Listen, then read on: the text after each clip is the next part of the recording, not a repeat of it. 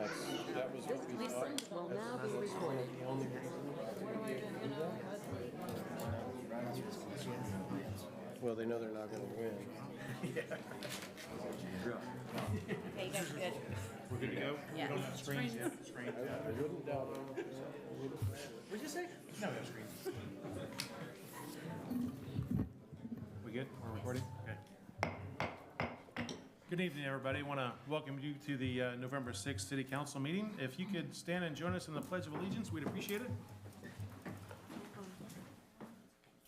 I pledge allegiance to the flag of the United States of America and to the republic for which it stands, one nation, under God, indivisible, with liberty and justice for all. Thank you. If we get a roll call, please. Councilmember Stroman, Here. Councilmember Walker, Here. Councilmember Engel, Here? Mayor Pro Tem Hagan, Here? Mayor Bellinger. Here. Thank you. First off, we've got some presentations. First up, it looks like this is for Chief. Yes, sir. Let's see.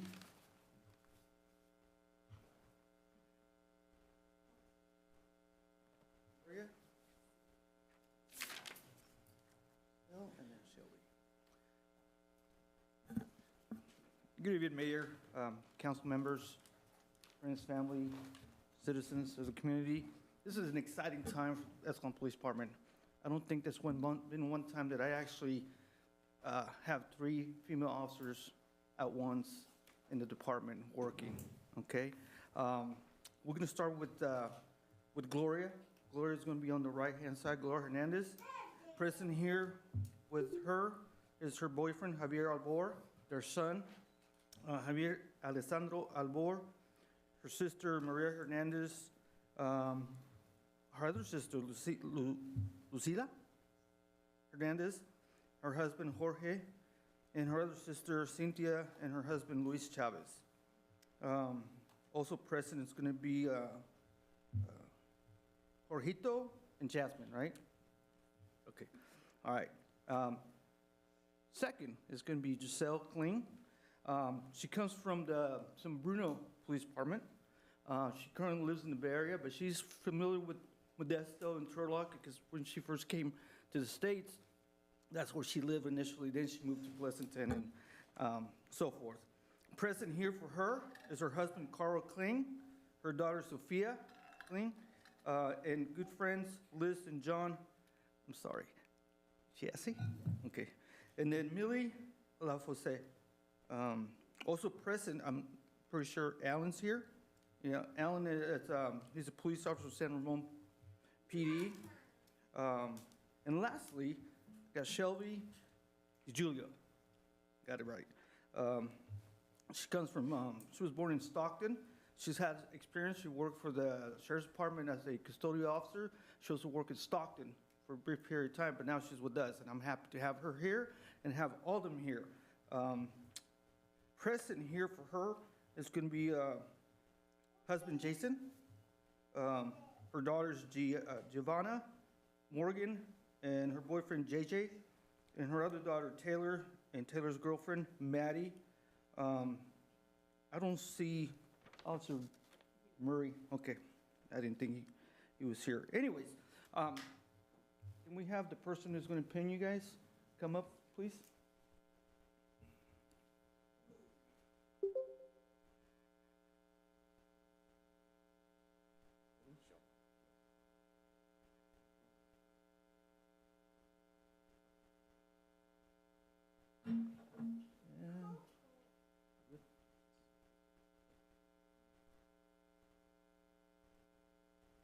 You may proceed.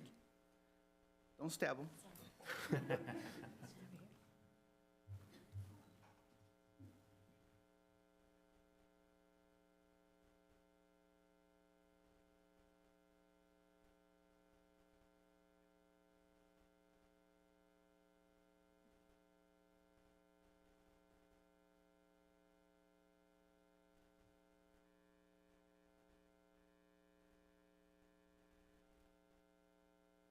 This time, if you guys want to go, say something.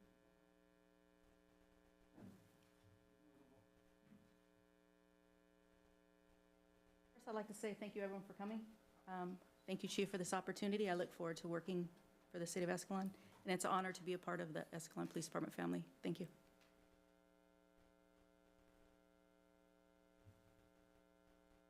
I would like to say thank you to the Chief Flores for the Escalon PD and the community for that opportunity and a privilege to serve and protect City of Escalon.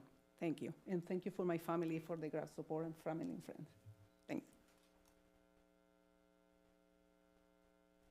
These ladies basically said it all. You know, we're all very excited. Chief, thank you for the opportunity. We're all really excited and look forward to working for the city of Escalon. Thank you. Awesome. Thank you for,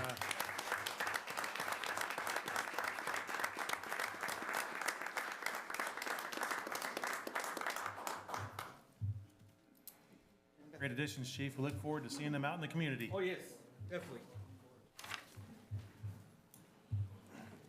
Give it just a second here. Half the room clear out. Oh, yeah.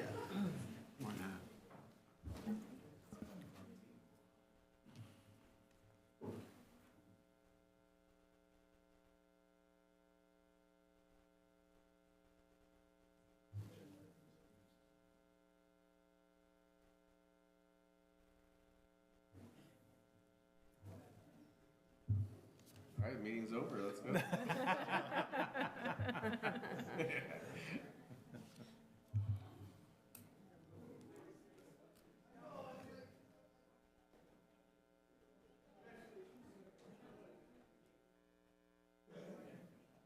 All right. All right, next up, item number 2, Citizens of the Month. Let's take that away. Yes, City thank you, Manager. Mayor. We had a nomination a few months ago for Citizens of the Month, and the Escalonians that were nominated were Mike Barize and Tim Raposa. The person that nominated them is Nate Bartelink, and he wrote in letting us know that he felt that Tim and Mike should be honored for all the time and effort that they have and are putting in as coaches of the Tri-County Tritons youth baseball and softball programs. They are both coaching multiple teams with the Tritons organization throughout much of the calendar year. They practice multiple days per week, put on classroom setting sessions to teach the games of baseball and softball, and enter their teams into local leagues and tournaments that take place outside of our immediate area and provide opportunities for individual lessons as well. The youth of Escalon are very fortunate to have Tim and Mike teaching our kids about the game of baseball and softball, and for providing our kids the opportunity to compete against other quality teams from in and out of our area. Not only do Tim and Mike teach the game at a high level, they are also molding our kids by teaching them valuable life lessons that will benefit them as they move forward through their lives. The future of Escalon baseball and softball is bright with Tim and Mike working with our kids. And then to add to that, both of them also put on a seminar or training for coaches earlier this year for baseball and softball, so they have contributed to our Escalon recreation program as well. And Tim also coaches multiple sports teams throughout the year. So are Awesome. Mike and Tim in the audience?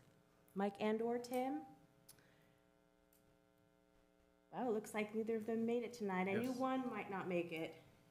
So we do have certificates of appreciation and recognition, and we will mail them out to them or contact them for pickup. All right, thank you so much. Thank you.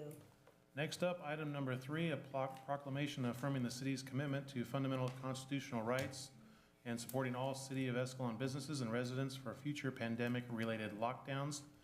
It's a lengthy document. I'm not going to read the whole thing for everybody here in the audience. We'll get down to the lower part of that. I'll read a couple items here. The proclamation is, now therefore be it proclaimed by the City Council of the City of Escalon, State of California, that it stands with its residents and businesses, and that all residents of Escalon should recognize they are individually responsible for their own personal choices in response to pandemics, that an individual's behavior could increase or decrease their chances of being affected or having a family member infected, and that federal, state, or local government in a free society cannot eliminate all risks to the pandemic. Be it further proclaimed by the City Council of the City of Escalon, State of California, the Californians Byzantine and ever-shifting mandates established an arbitrary regulation of local economies to the significant financial and emotional detriment of citizens. So we will be signing that tonight and getting that out there for anybody who would like to see that. We will have it published on our website as well as post it in our areas where we hold our agendas. Okay, great. All right, next up on our list is the consent calendar. These items are considered routine in nature and are acted upon by a single action unless requested by an individual council member for special consideration. Before we get to pointing potential items from here, is there any comments from the audience on anything on the consent calendar they'd like to make before we move forward to the council? Seeing none, I guess we'll bring it back to council. Is there anything we'd like to pull from the consent calendar? Or if not, we'll move with a motion from someone, please. Mr. Mayor, I'd like to pull items 7 and 9 for clarification, and I would like to abstain from check number 079778 in the Register of Demands. All right, anything else? Anybody here? With that, Pulling 7 and 1. pulling 7 and 9 for clarification. If we have nothing else pulled, we can take a motion for the balance. I'll move to approve the consent calendar. I'll second that. All those in favor? Aye. Those opposed? Carries 5-0. Coming back to item 7, you had a question. Yeah, actually, same question for both 7 and 9. So it appears that these projects bid in March, and it's now early November, and normally Public Works projects, bids are only good 30, 60, maybe 90 days, or maybe 15 days. So before we approve these, I just want to make sure that staff verified with Knife River and with DA Wood that their bids still hold. Yes, I contacted both, and they emailed us here in the last couple of weeks. They did go up in very small percentage and change, which is shown here. But they both were very good, very understanding, very cooperative. We didn't have many changes whatsoever to both pricing. So yes, and we also have contingencies built in for both projects as well. So any material or escalation costs are built into the 15% contingency? Well, that is if anything else arises. So built into the price is all the inflation that came about, the 15% contingencies. If anything comes up out of the blue or something haywire that we're not aware of, or some price increase of something that hasn't quite came in yet, that's what that's there for. So, for example, for Knife River, the amount of 2.5 million, that is increased, if any, to today's dollars, or that's not the original bid, correct? Yes, this is updated to today's dollars, and as long as there's no change orders or any contingencies, that would be the final price. There's always change orders. We're getting pretty good about not many of them here, though. Yeah. And if they do exceed the 15%, we'll be coming back Yeah. before council. And so it's that total project amount of $2,895,803.85 for Knife River on the Phase 2. If it looks like it's going to exceed that or change orders come in excess, that will come before council for approval. So, These will also be included. Item number 7 with Knife River is covered in the approved budget, but the contingency was not, but I did check with our financial consultant and confirmed that there are sufficient funds to cover for a contingency, and he said that was fine. And then on item number 9, which is the Kerrigan Lift Station, that contingency was included with the budget. so I believe that the reason that we are seeing this is because it was all predicated on passing this year's budget. Is that why the holdup of 8 months? Correct. You're exactly right. Mr. Mayor, I have a question on Sorry. mine. Yeah. So just as a technical note here on the background of discussion, it does say that this includes the pavement and concrete flat work demolition or removal within the First Street roadway and frontage. Does this also include the reconstruction of said flat work, or is that something that also needs to be? For the lift station, it includes everything. Okay, so it will include the reconstruction as well? Correct. So that's- okay.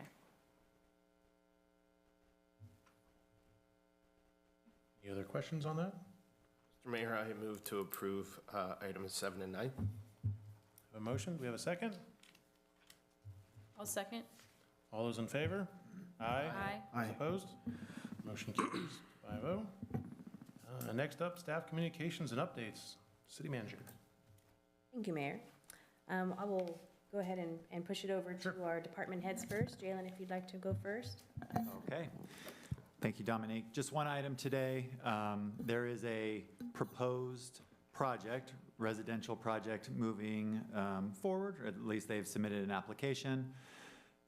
With the city, we have encouraged them to hold a privately held community meeting to get in front of the community and share the details of their project in advance of any planning commission consideration. That meeting is being held this Thursday, November 9th, 6 p.m. at the Escalon Library.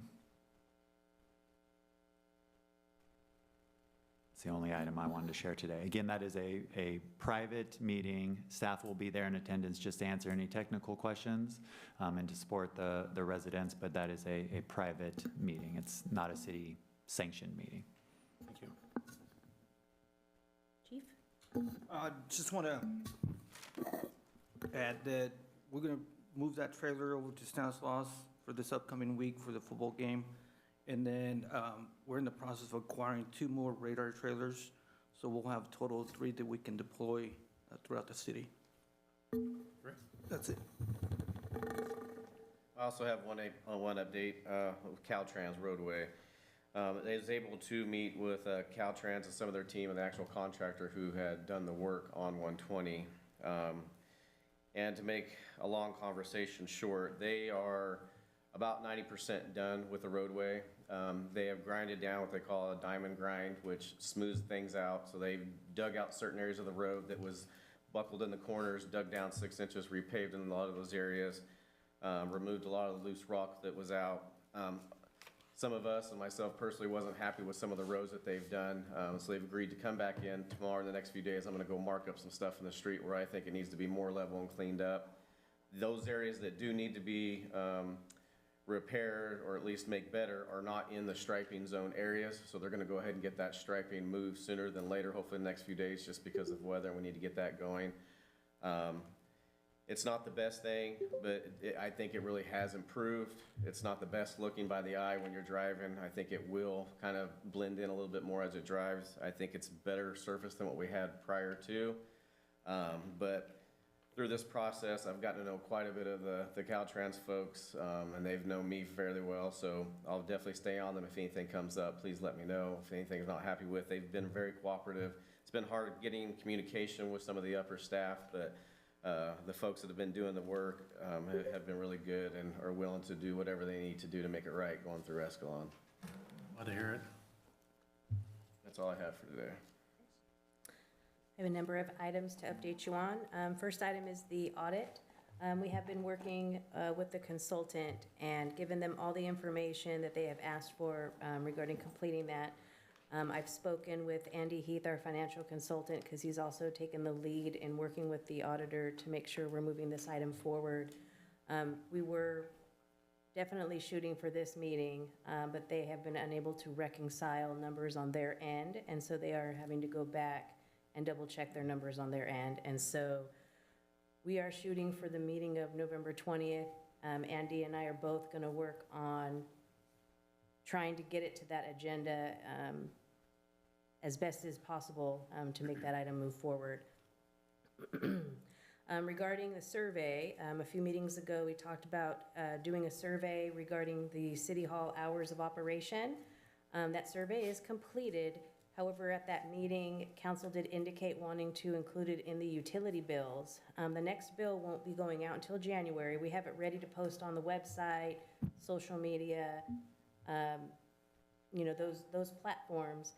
I just wanted to double check with council if that was still something you wanted to do, was have it in the utility bill. It will take longer to process responses if we add it into that utility bill. So I just wanted confirmation on whether or not you would like me to hold it out longer and have it ran in the next utility bill, or if you want to just work off of, you know, a website through Facebook and our city website, et cetera. Thoughts? some of your less savvy, like computer savvy people would be probably impaired by that. That's the only thing I could think. So you would like it ran in the utility bill? I think we should run on the utility. Okay, I just wanted to make sure that everybody is okay with that, because it will just take a little bit longer, because we would try to give at least the month of January to fulfill that, Yeah. In addition that to the item. website. in addition to website and Facebook with links and those items. Okay, just wanted to make sure on that. And then a reminder, I sent an email out earlier today regarding the Veterans Parade, that's this Saturday. Please let Mayor Bellinger know if you're interested in attending. Also, a reminder for our next meeting. The next meeting, we will have our Recreation Commission interviews and potential appointments. We will also have an item that was postponed at the last meeting from resident, it was an agenda item request from resident Danny Fox regarding the renaming of Brentwood Park. And then we also have an item still pending for November, and that was from resident Cody Fowler regarding a mandate issue when making changes to an item, that it be brought back for public comment. I just wanted to remind you those will be on the next agenda. And then also, a few meetings ago, we had an item for an RFP for IT services concerning our capital infrastructure project. I'm going to be meeting with the third party later this week to complete a formal RFP that will be put out for everybody. And so I just wanted to let you know that that is moving forward, and we are getting that completed. And that will come back before council once that's completed with the recommendation. And then we did, Jalen and I both sat down with CCH last week, or maybe it was the end of the week before, and basically discussed with them on the senior housing project and where they were. They had completed a market analysis, but needed to make some updates to it. And so we basically did a check-in with them. What they had indicated was that they were interested currently in waiting until March to see if there's updated, there's a state bond measure that will be going on the ballot in March, and so they were looking towards that before trying to move forward on any projects, because that could potentially open up more money for financing options for them. They also had indicated, because we had talked to them about the potential of doing a private project where they would do their own private financing, and they said currently that it would be infeasible at this point to fund the project privately because the interest rates are so high for 501c3 bonds. And so currently we are scheduled to have another check-in meeting with them after Thanksgiving holiday, kind of just touching base, seeing where they're at, and if anything has changed. I don't know if you have any additional information, Jalen, you want to share on that?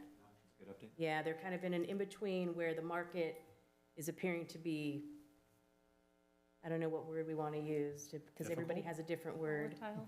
I was going to use volatile, but I didn't want to sound rude.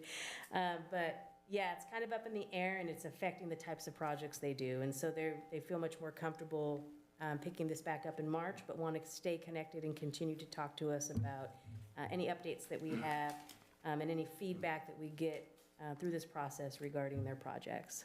Quick question, Mr. Mayor. Yeah. What kind of do we know anything about this funding they're talking about?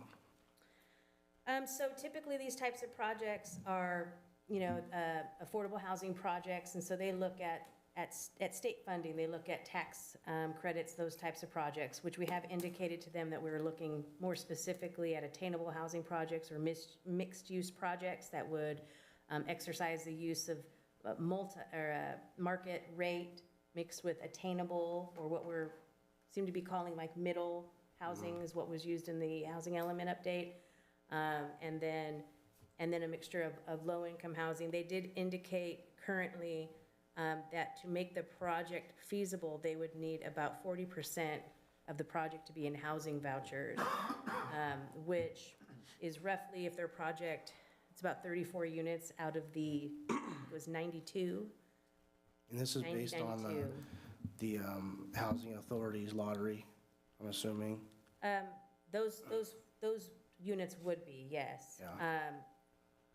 However, they would need to reach out to the county for vouchers, and they're not necessarily sure that the county has those available because they've been getting used up for other things throughout the county. So it's just at this point, checking back in March and seeing where we're at, but we're going to continue to meet with them and touch base on whether interest rates are changing, you know, what financing options are coming up, how the market is, because that's something that they monitor specifically for these types of projects. Okay? Great. And then, yeah.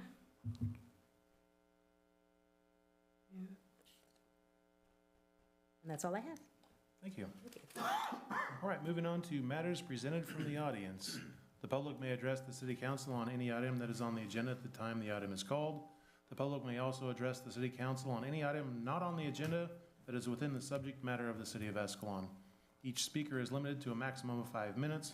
Unused time may not be yielded to another speaker. You may state your name and address for the record, however, it is not required. Due to state law, action will not be taken on an item that is not on the agenda, and except for brief responses, the council is prohibited from discussing any item not on the agenda. If it requires action, it will be referred to staff and/or placed on a future agenda.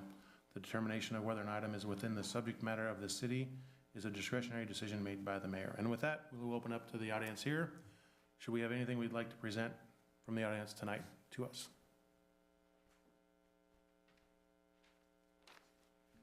Good evening, folks. Curtis Russell. My address 1419 Alberto Lane, which is in the Farnelli subdivision.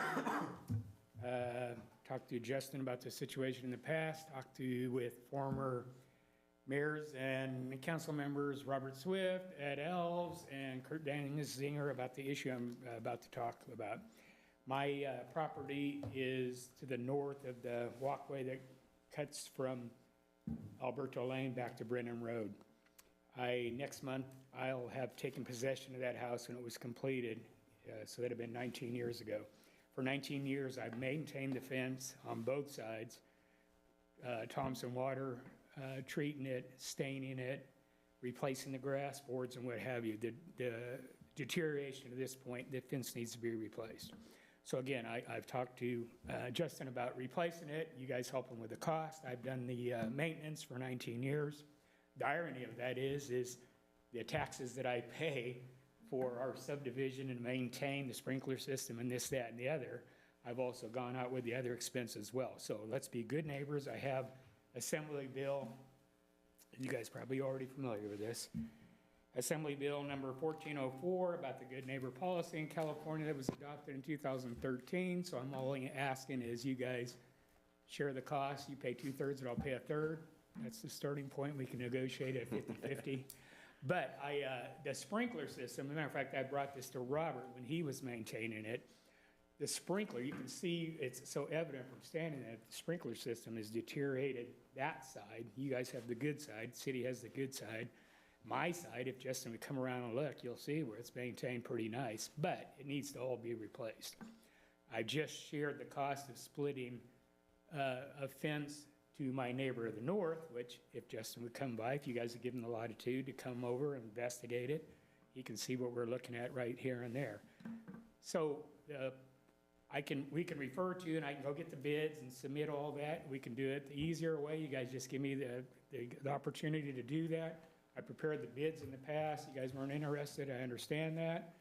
I don't want to go to all that trouble. If you guys are going to nix it right from the get-go, then I'll just tear it down and put up chain link, whatever we have to do. But anyhow, just consider being a good neighbor, sharing the cost of that, simple as that, and I will continue for the next 19 years to maintain that fence. But right now, it needs to be replaced. So I appreciate it. Let me know if we need to present this further here, if we can work this out amongst ourselves, and we'll just proceed forward.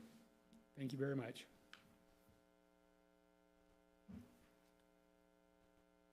Anybody else in the audience tonight?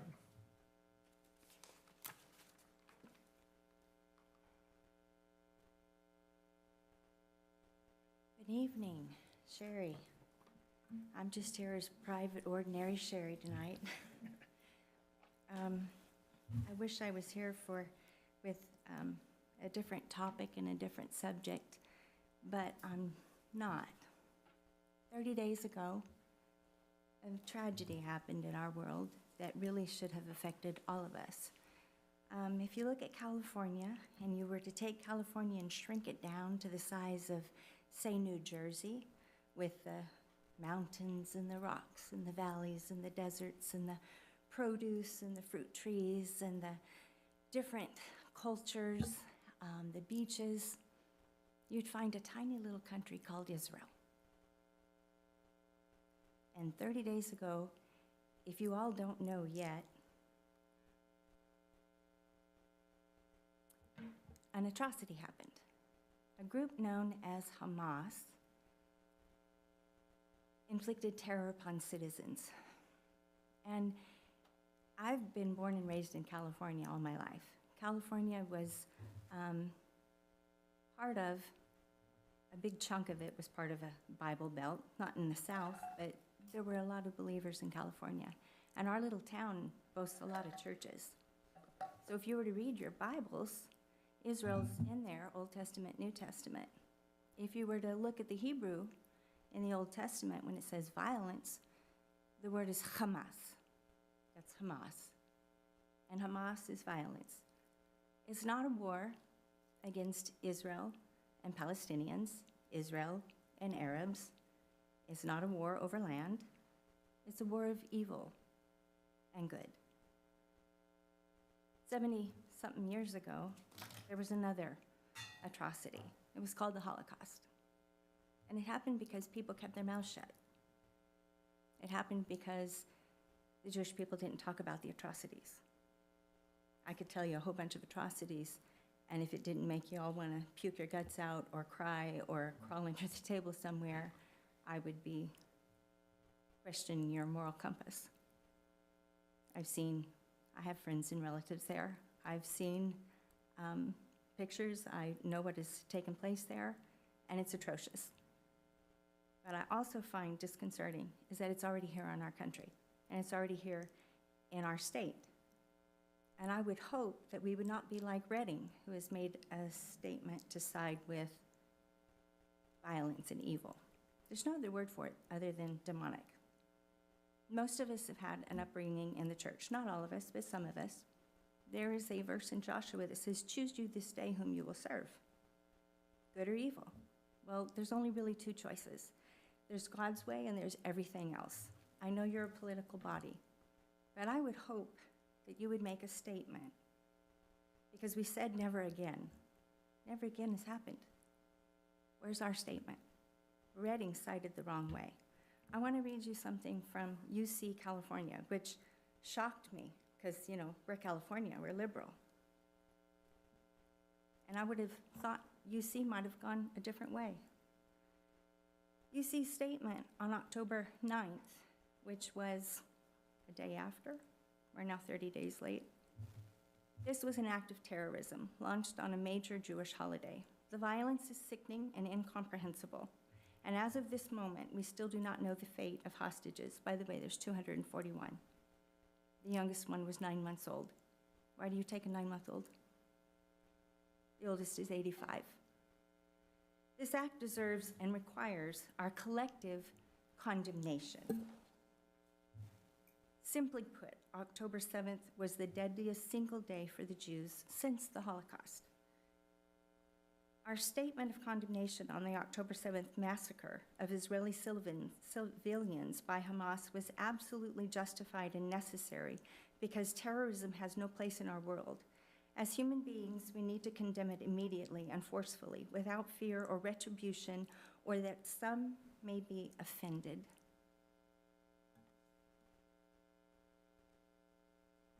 Golda Meir once said, and if you don't know who that is, please look up Israeli history. It's really kind of interesting.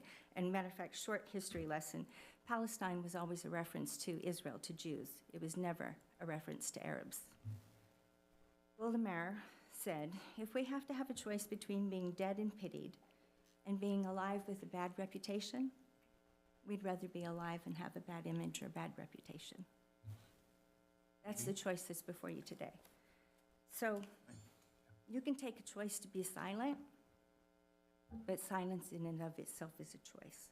So I would hope as a city that you would stand with me, behind me, beside me, possibly in front of me, and call it what it is and make a stand as a city and make a proclamation as a city that we stand for truth. We don't stand for, by the way, just one more Real little quick, yeah, history. time's up.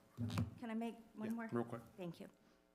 The statement from the sea, from the river to the sea, is actually a statement, if you understood the Middle East and the culture. They're saying we want to wipe out Jews. It's a Holocaust. It's another one. It's an ethnic cleansing. So I'm asking you to make a proclamation for good. Choose. Thank you.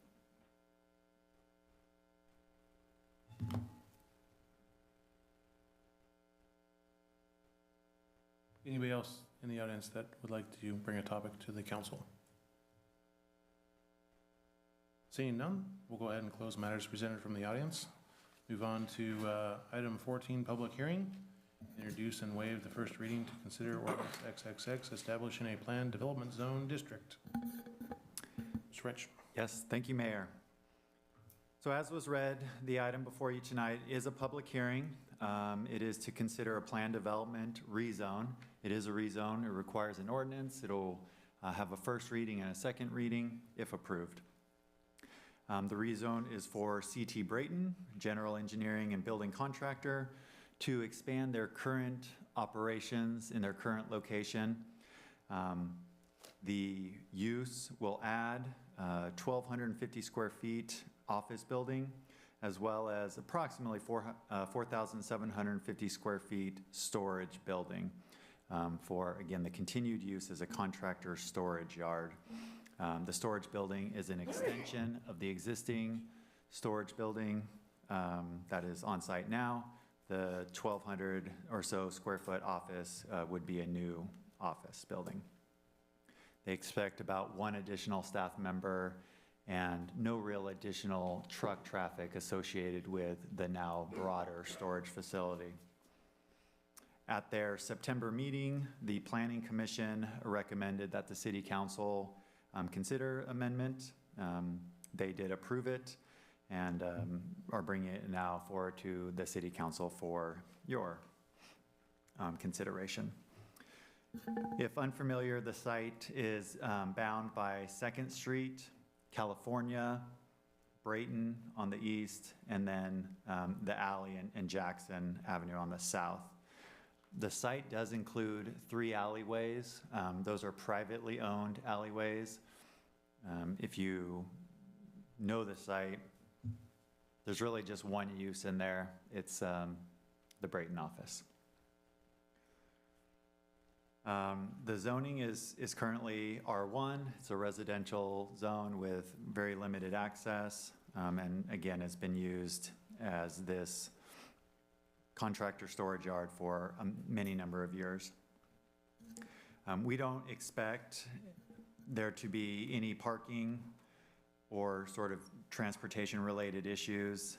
Again, the intensification will be very minimal with one additional staff member and no additional truck traffic associated with the larger storage.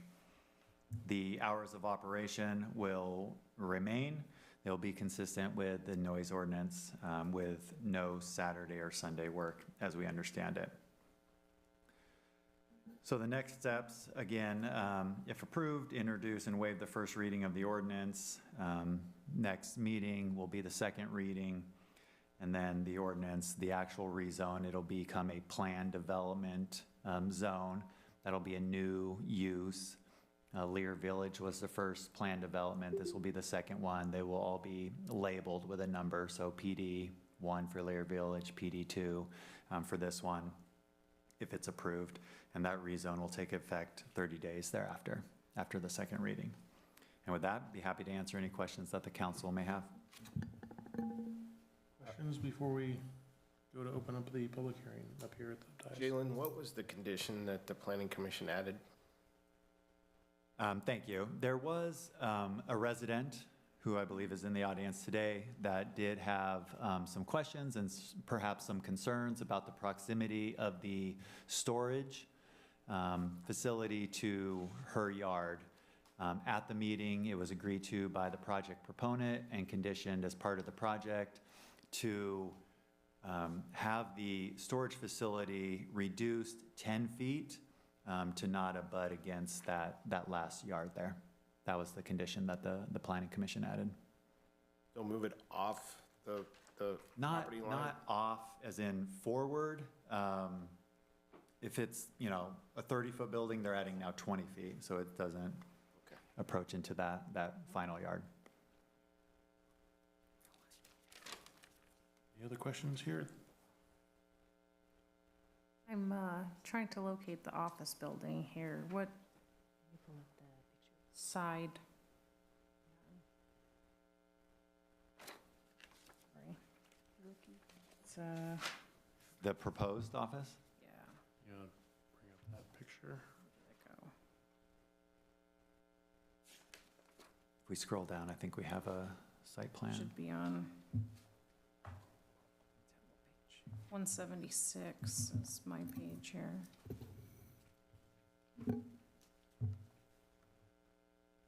So that's the existing / demo. That's why I can't find it. Oh, let's see.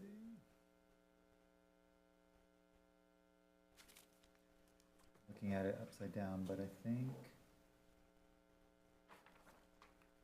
Now I see that on the bottom left, it says existing site / demo plan. Where exactly is the office and then The new office. the new planned storage facility? Go to 177, you'll see 77.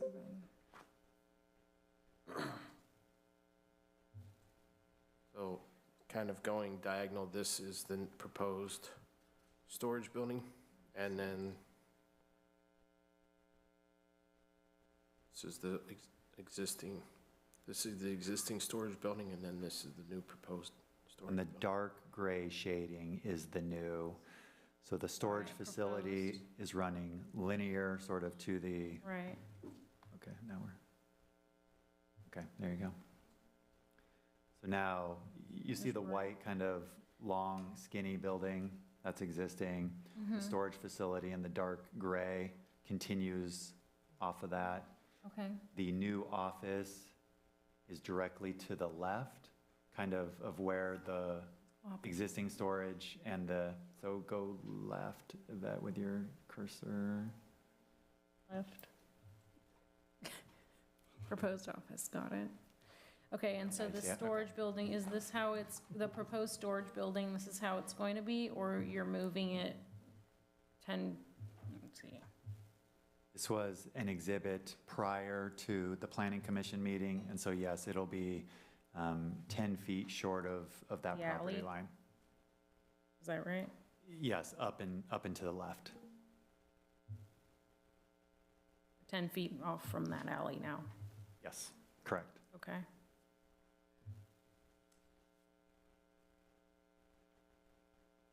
So this, now, does this butt up against the property lines of those properties there along Brayton Avenue? I mean, Yes, it does. is there any setback?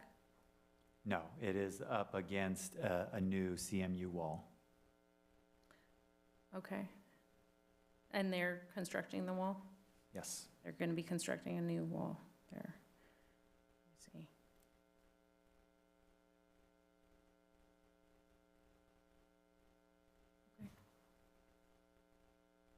Any other questions here? All right, with that, then we will go ahead and open up the public hearing on this item, 7:55 PM. For anybody in the audience that would like to speak to this item?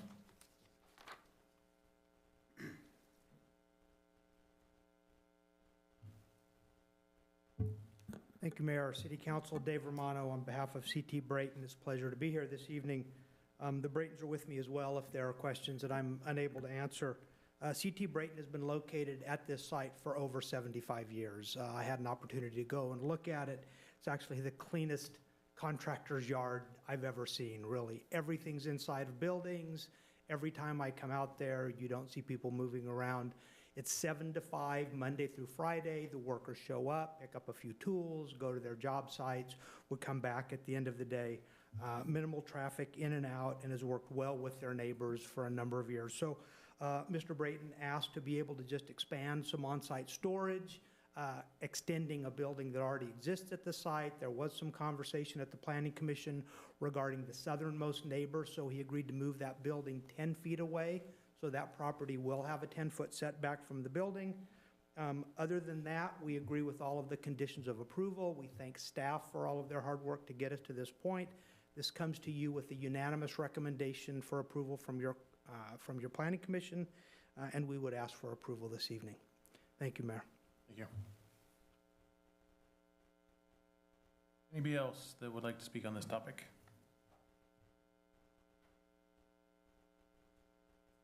Good evening. My name is Sherry Cantel, and I live at 1627 Brayton. The setback that everyone's talking about is 10 feet off of my back fence, not the alley, off the back fence that our shared fence.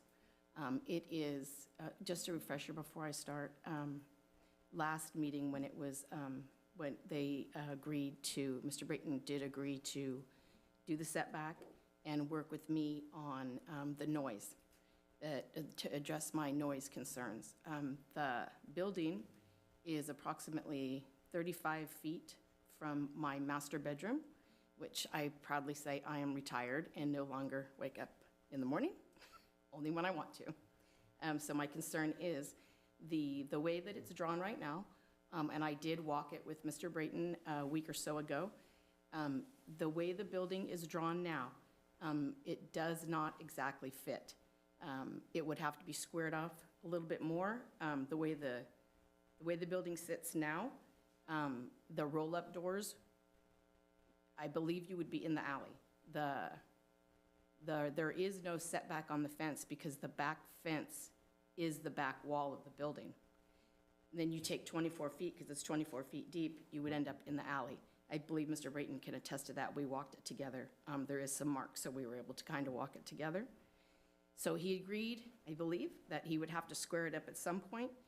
What I do ask is, because I am concerned about the noise,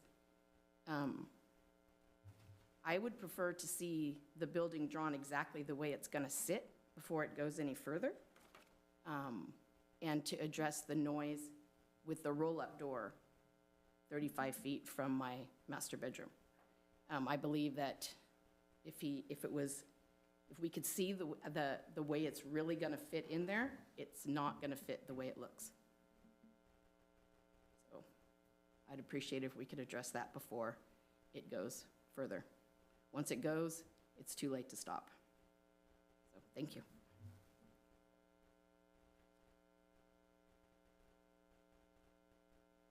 Anybody else? That's something, at this point, do we close the public hearing then with nobody else here? We'll go ahead and close the public hearing, bring it back to council at 7:59. With that, what do we do to address the concern with that? We have both parties here in the building.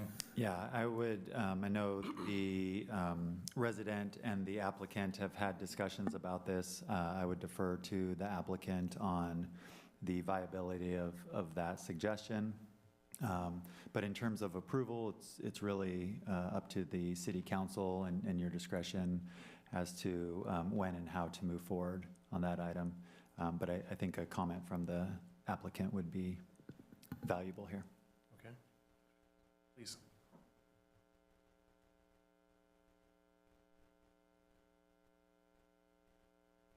Good evening. My name is Bob Brayton. I'm president of CT Brayton & Sons, and I have spoken with Sherry about the layout of the building, and I would say this, that as the building is designed and the civil drawings are drawn up, we still have a long ways to go. The building has to be set on the property, and it still has to come through the city for approval.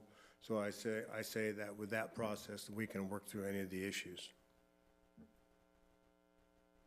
Is there any questions that I might be able to answer? You have a question? Yeah, I have a question for Bob. So, in looking at this plan that's on the screen, yeah, the roll-up doors that the neighbor mentioned, are they facing away from Brayton Avenue? Yes, that's correct. So the roll-up doors are facing towards your office, not Yes. towards Yes. Brayton Avenue? Yes. But there is no setback from the back edge of the building to the proposed wall? No, the existing storage building is that, the way it's built, the back wall is just, it's on our property, just off, but there's no setback. So we were just going to expand the new addition just to follow pretty much the same contours as what's there now. How deep is that building from the back of the building at the property line to the front roll-up, would you say? 20 or 30 foot? Yeah, no more than 30. No more than 30. I don't have I the believe it's 24 feet. 24 foot. So the roll-up door is 24 foot to the property line, and then... And then the roll-up doors, it's just a conceptual drawing that you guys have now, so that needs to be developed with our engineers and architects, structural engineers and civils. The process at that point would come back to planning commission, or would just work through city staff to finalize the details to meet the agreements that are currently in place? How does that work, Mr. French? If approved, then they would seek a building permit. Yeah. And so the building drawings would go through our review process and check process, and no construction should or could start until such time as the building permit was approved. And in I would that agree with process, that, yeah. that would address the stipulations planning commission put in on this Correct. project for the neighbor next door, correct? Okay, What was formalized in the planning commission, yes. okay. So you guys would have to follow that. It's already been set in place. Or any condition that was added here, which is There was under the something purview of the council. One other question. Have you ever heard any complaints from the other neighbors that back up to the existing storage building? No, and one of our neighbors is the Christian preschool, so the kids and parents are in and out of that by our main offices. And then we come out of California Street, and then rarely do we come out of Brayton Avenue. That alley's almost inaccessible. But we've never had any issues, and we're not adding any staff. I have one equipment manager, and that's it, and there'll be no additional, so. It's just an opportunity basically for small tool storage and not have to go to, other sites, so. It's not like we're going to be firing up generators and No, things. no, nothing's going to change, no. Mr. Brayton, do we have your commitment then to work with your neighbor, be a good neighbor there, and try and actively participate in all of the items that were placed on the project through the planning commission, and try and make nice with your neighbor? I've tried, and I think the best thing for me to do is to work through the issues with city. And I agree to do that. Thank you, sir. Okay, thank you.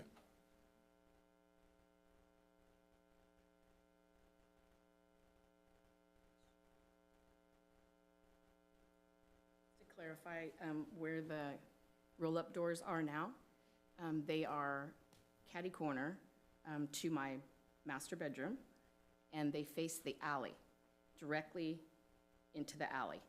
They don't face his yard. They're in the alley, the way the building is drawn now. I did walk it with Mr. Brayton. I actually thought we were on better terms than what I just heard. I thought I was I'm not trying to stop the project. I don't want to hear it. I don't want it to wake me up. He probably should back it up a little bit more, and I don't hear him now, but he's nowhere near. He's coming way down.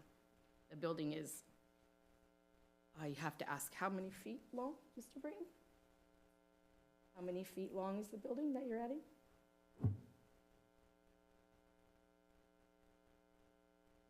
In the drawing, can I just quickly ask, which property is yours on Brayton Avenue on the picture? Okay. From the alley going towards the top of the page? Directly north of the alley. See where it says 12-foot alley? That Right. property directly north of that. So your property is right next to the Car wash. car wash there? Okay. Just trying to figure out for reference. Yeah. Whose property we're looking at Yeah. for this So that's, project. and it's kind of, that's why I'm asking, I would ask that we see a real drawing of where exactly it's gonna land before it goes forward. Because we all know once it goes forward, it's too late to do anything. I'm confused though, because Mr. Brayton mentioned that all of the roll-up doors are facing kind of, what is it? North? Southwest, or? He has a drawing. Depends on, Okay, He has a drawing, and we walked it together. I think you have the drawing. It faces the alley. That's a door right They all face the alley. we can't have that many doors facing the out, well, Well, they don't fit. There's not enough room for any of it, the way it sits, right, drawn right now. Yeah, well, So from this drawing, can we go back to the last slide it's, there? we have now changed the plan to be 10 feet Just shorter than, 10 feet off of my fence. but from this drawing, now the plan is 10 feet shorter, is what we're saying. And I see where it's up against your fence. Right, and he's 10 foot off my fence, yes. Understanding. And then there is one more concern too, that I wasn't sure how he's gonna divert the water at this point, since the back wall is the fence. So I was concerned on how all that water was gonna get diverted too. I forgot to ask him about that. I would assume that would be going through planning commission and plans, so there has to be some consideration for that. The building In the permit. building permit The building process permit, for that. To Yeah, show no, I just proper flow wanted for all of to kind that. of clarify how the way it's drawn, the way it lands now, that's the alley. Most of the doors are facing the alley. Staff, can you go to the next page, 178? Okay, so scroll to the right. So here are the overhead doors, and they're facing away from this property. That's the way that I interpret it. It's very hard because everything is on an angle. His building is an angle, my lot's an angle, they're all very angled. So when Mr. Brayton and I walked it, which he's right here, he admitted that that last door is right, it would end up in the alley. He's right here. At least that's what him and I talked about. And that's when he said well, at some point, we're gonna have to square it up and move it back, because it doesn't square up properly. Right, and that's- So where the 10 feet is, where that angle is up on there, that would be where it's cut off, right? So now if we moved it 10 feet, that's, the new plan would be it squared up, pretty much. That's the alley. Oh, I recognize that, that's their Yeah. alley, yes. No, I mean, I wasn't sure if he understood. That's the alley, yeah. Right, The but if alley's you- only, it's not, there's no ingress or egress out of there. It's not even 10 feet. But he's cutting that 10 feet off and making it square, and then it's, Well, it's actually 10 feet more. It's 10 feet more. That's with only a 2-foot setback. So if you take 10 feet. Right, that's what we're saying. Yeah. They're gonna move 10 more feet off of Yeah. this building, away from your fence line, But my with point no is- doors facing anything towards your property. That was already established. No, but my master bedroom is right there, the caddy corner.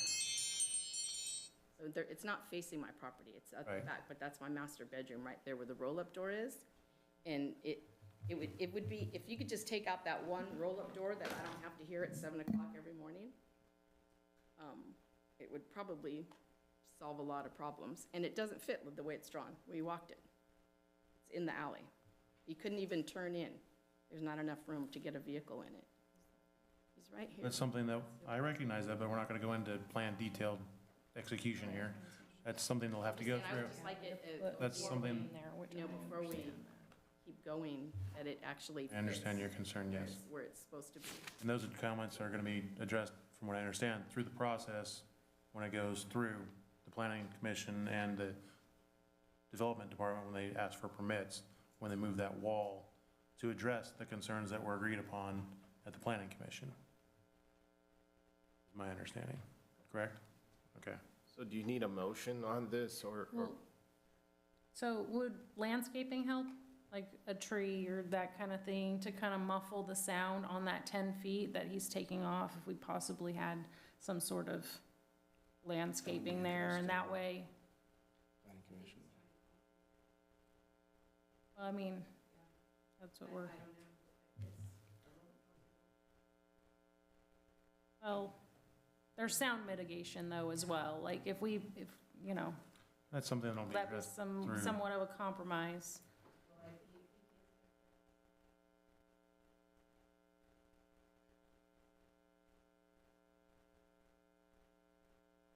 Public hearing still open?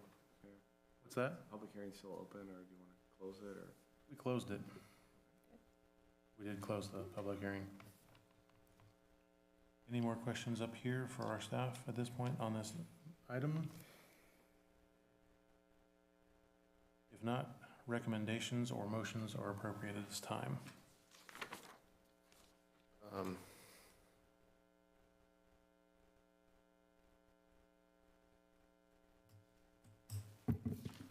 So you need a motion to move forward, or?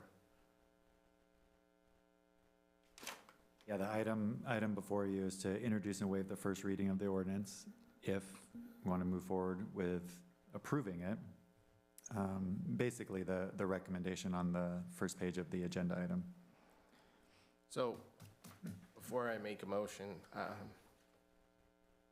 I would like to just state to the neighbor that we understand your concerns, and that process will be dealt with at the Planning Commission level.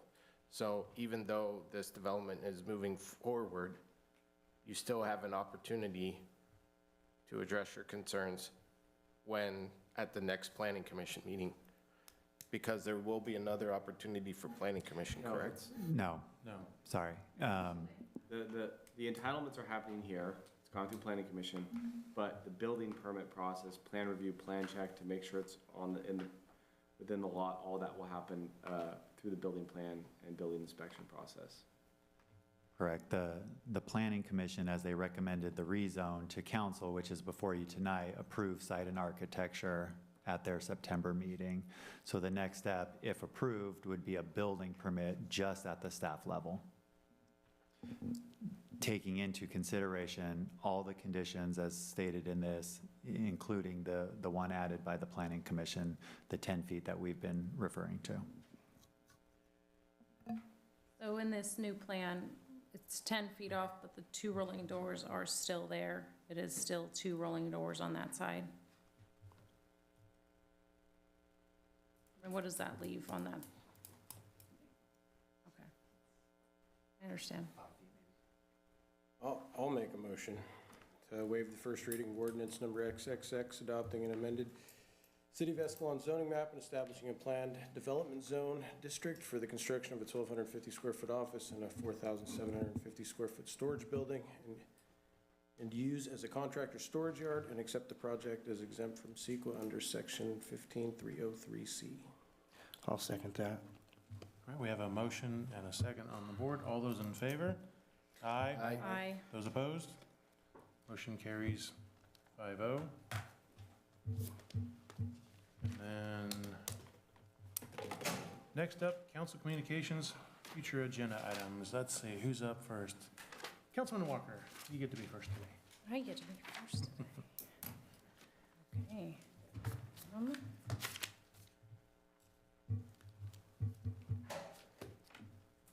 I don't like to be negative.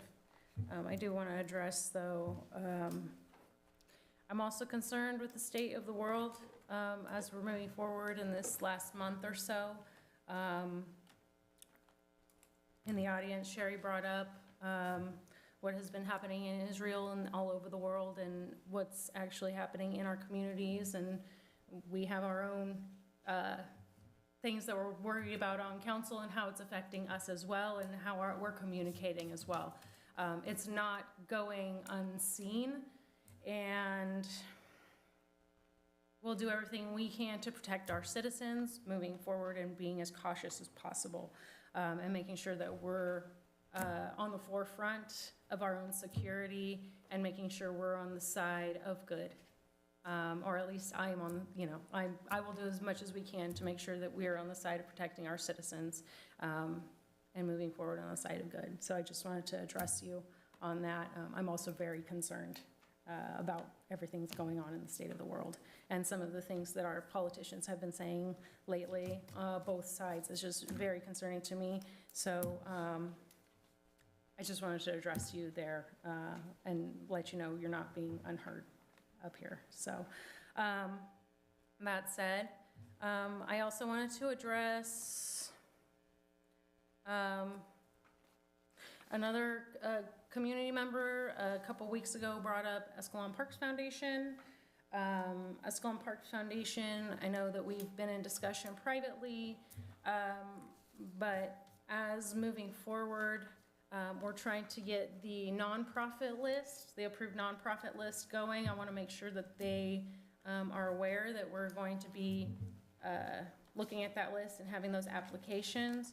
I did go through the bylaws that Escalon Parks Foundation follows, even though I've been talking to, staff and whatnot about how we don't really have any jurisdiction over them.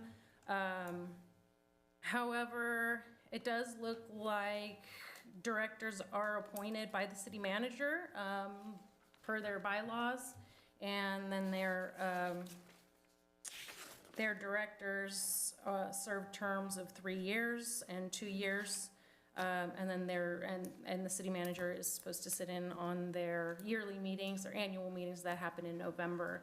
Have you heard anything or been invited to their annual meeting for this year, November? The last time I had heard from them, it was basically them just advising that they were currently working on plans and making adjustment to their design, and that they would reach out to us when they had something ready to show council. Okay. I'd love to see us go forward with Escalon Parks Foundation and skate park or any other projects that they could assist us on.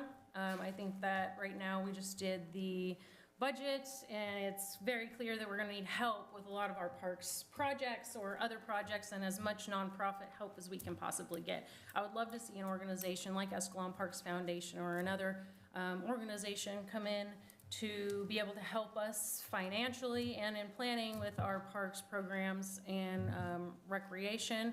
I know that they're reading through their bylaws. This is to aid and promote, advance, and assist public parks and recreation services in the city of Escalon, and includes a list of different types of parks. So I would love to be in communication with them, and I would love to see that they are following their bylaws to make sure that they are appointing the right people and making sure that they are following bylaws, inviting the city manager in on their meetings, and just making sure that they're following what they're supposed to be doing. As we have this list coming up, I would hope that all of the nonprofits that we include on our nonprofit list are nonprofits that do follow their own bylaws that they have set for themselves.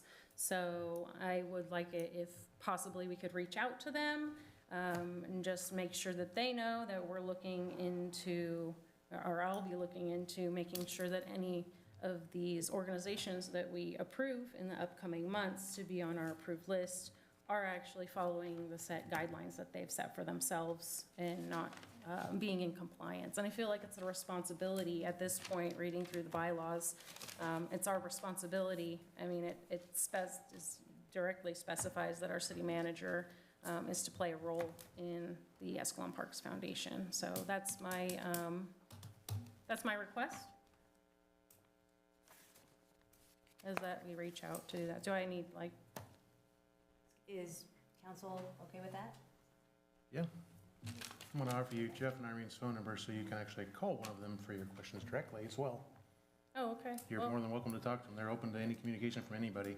Oh, They're great. not hiding anything, so if you have questions. Oh, no, I was just asking for our city no, they have their annual meetings in November, and the city manager's supposed to sit in on that, and from what it says, it's supposed to happen in chambers, but that was in the old chambers, so I'm sure that the address has moved. So I was just asking if our city manager had been asked, as it says that she's supposed to be invited to that meeting. I'm just giving you information for you to use. Thank you. That's all I I'm doing. appreciate it. I appreciate it, and I hope that we can all move forward, because we're supposed to be in a collaborative atmosphere, and I'd love to see our parks thrive and us get everything going forward and make sure that we have enough resources to continue our parks progress. So, and on that, I think, oh, everybody enjoy our parade coming up. Veterans Day Parade is on Saturday on our beautiful Main Street, and so please join us down there if you can, and I look forward to seeing you. Great. That's it. Councilman Stroman. Got a few things. I'll try to make it brief. Sherry, thank you for bringing the situation in Israel to everyone's attention, and thank you for not being silent. On a more positive note, City Council on a Friday was invited to attend and city staff was invited last Friday to attend a all-school assembly for Elijah Armendariz at Dent. So Justin was there, Jay Cook, and myself, as well as Chief, and the officers, as well as the fire department, and Ness from Escalon Ambulance, and it was a really good ceremony. I kind of felt like little Elijah was a little overwhelmed with the whole thing, but the thing that struck me the most while I was standing there was Chief led the effort and came in with sirens and lights, and the kids were going absolutely crazy. And so they loved it.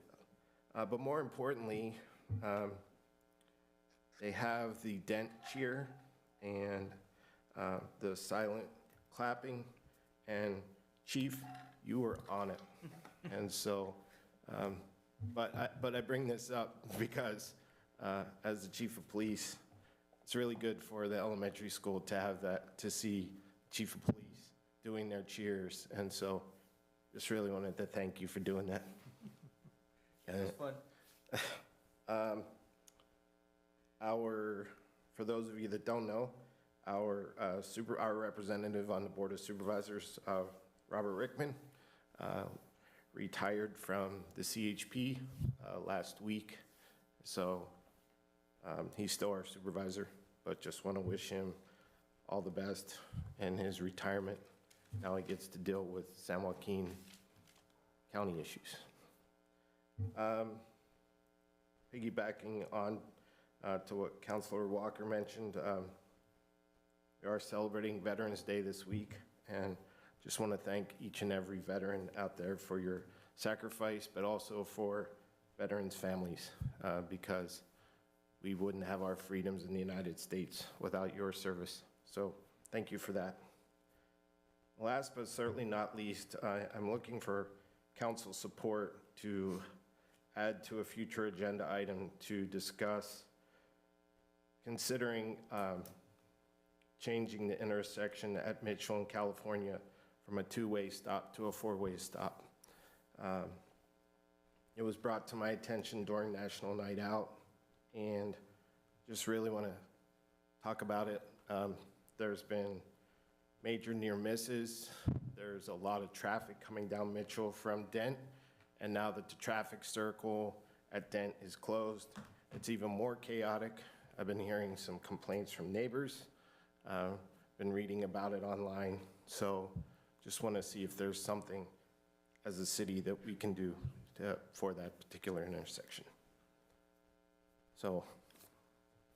Anybody looking here to discuss that item to be put on an agenda? I would love to have that put on an agenda. Mitchell is one of the two streets that go directly from Highway 120 to Dent Elementary School, and I know personally that, teaching a teenage daughter how to drive, to be extra careful at that particular intersection because people blow through there all the time.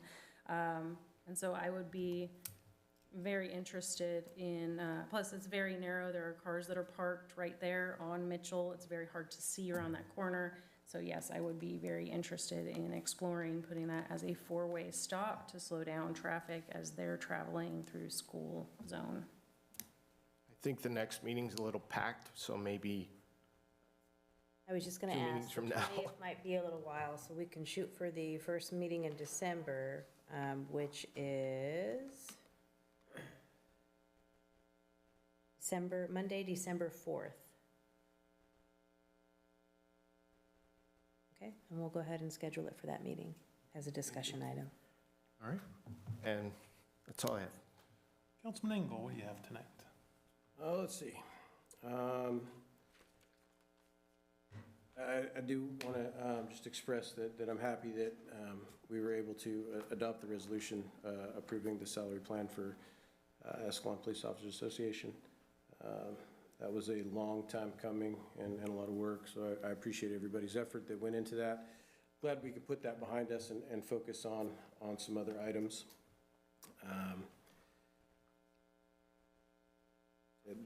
I feel inclined just to comment to you, Sherry. I know you're familiar with the story, and I appreciate your concern, but I think you know just as well as I do that it has to get worse before it gets better. So I think that's all I have for tonight. Thank you. Mayor Pro Tem. I'd like to make sure that we do keep the veterans in mind coming up. Everyone, hopefully we'll have our flags in order with that. And as far as, you know, a statement publicly against terrorism, I don't see any issue with that. But I'd like to get a little more clarity on a few things with you prior to making any kind of general statement. Other than that,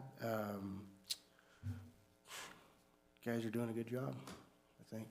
Seems like everything is coming together, so thank you for your work. All right. Thank you so much for that. An agreement, terrorism needs to go away, but I don't agree. We have a long haul on that one. It's going to be a long, hard fight on that. Real quickly, Veterans Day Parade this Saturday. Right after that, the ceremony is going to be out at the community center for the dedication. Then right after that is their barbecue lunch. I think it's like $12 a plate. Ribs or chicken, if I recall correctly. They've got a little raffle set up as well out there, I believe. So for those who can make it, it's always a good meal out there. Great support for a great organization. Also, for those that don't know, got a big football game on Friday. So those that can make it, cheer on our football team down at the high school. Got a home playoff game. Gotta love that. We got the stadium just in time so we can put on a show for everybody. So all the best to the players and coaches and family out there supporting the teams. Hope we do well on Friday night. And we do have a closed session, so I'll keep that brief and drop it there. And we're gonna head and adjourn this meeting and go to closed session. So thank you, everybody.